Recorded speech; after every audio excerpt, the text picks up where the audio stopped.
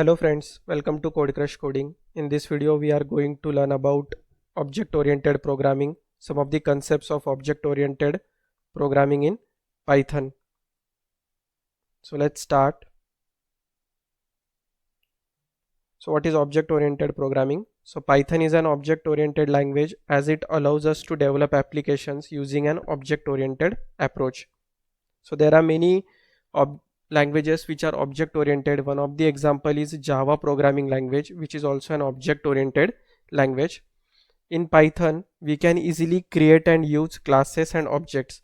So these two terms, classes and objects, are the main principles of object oriented programming, which is also known as OOPS. So major principles of object oriented programming system are given below. So what are the basic principles of object oriented programming? So these are the few principles or terms that you need to understand to learn the object-oriented programming. So what are these terms? Class, object, method, inheritance, polymorphism, data abstraction, and encapsulation. So we will understand the theory behind all these terms in this video, and in our upcoming videos we will understand these terms using the code, how we can achieve all these terms in our Python code. So let's start with class. So what is a class? So class can be defined as a collection of objects. So as you have seen here, we have these two terms, class and object. So the collection of object is known as class.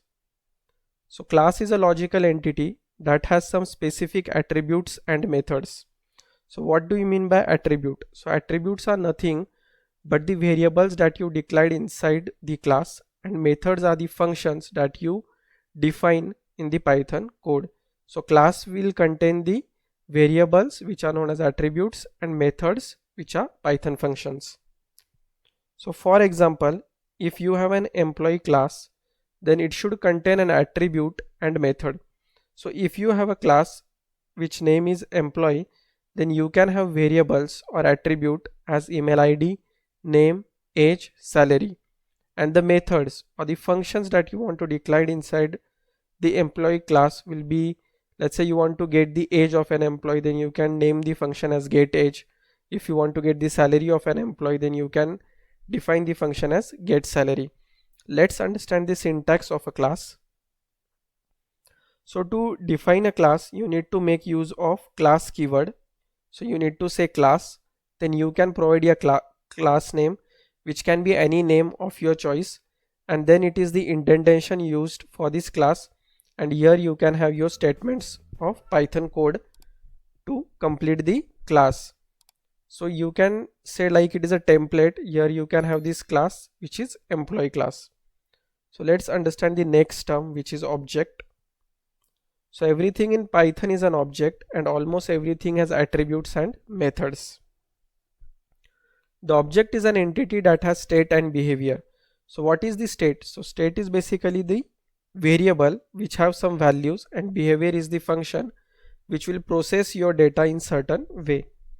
So object can be anything, which will be a real word object like mouse, keyboard, chair, table, pen, etc.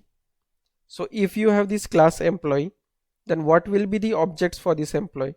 So you can create n number of objects from this class employee. For example, here employee 1, employee 2. So these employee 1, employee 2 will be the objects of class employee. Next term is method. So the method is a function that is associated with an object. In Python, a method is not unique to class instances. Any object can have methods. So once you declare a method inside the class, the object of that class can make use of that particular method. Next term is inheritance. So inheritance is the most important aspect of object-oriented programming, which simulates the real-world concept of inheritance.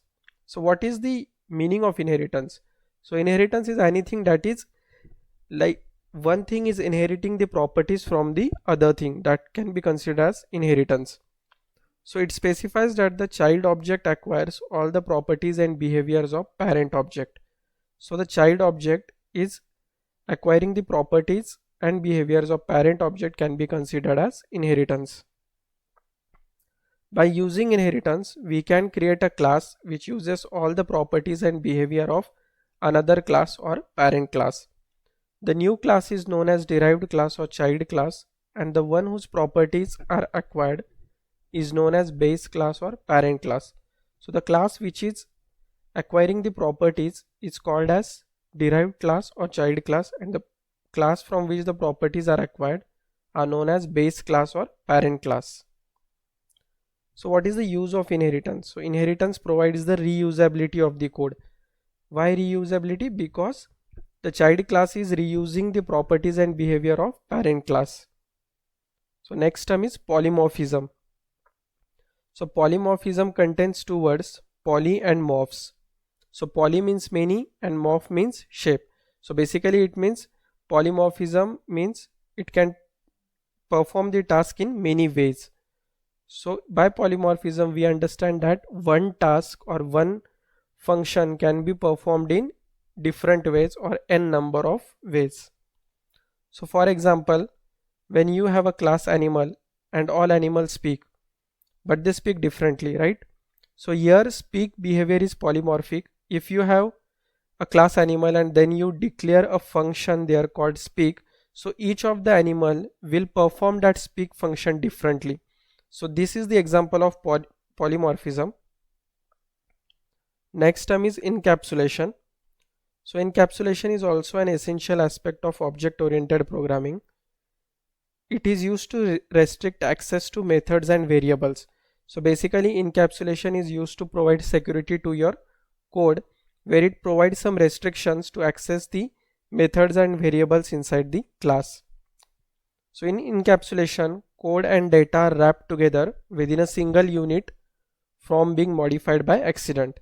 So this was the encapsulation. Next term is abstraction.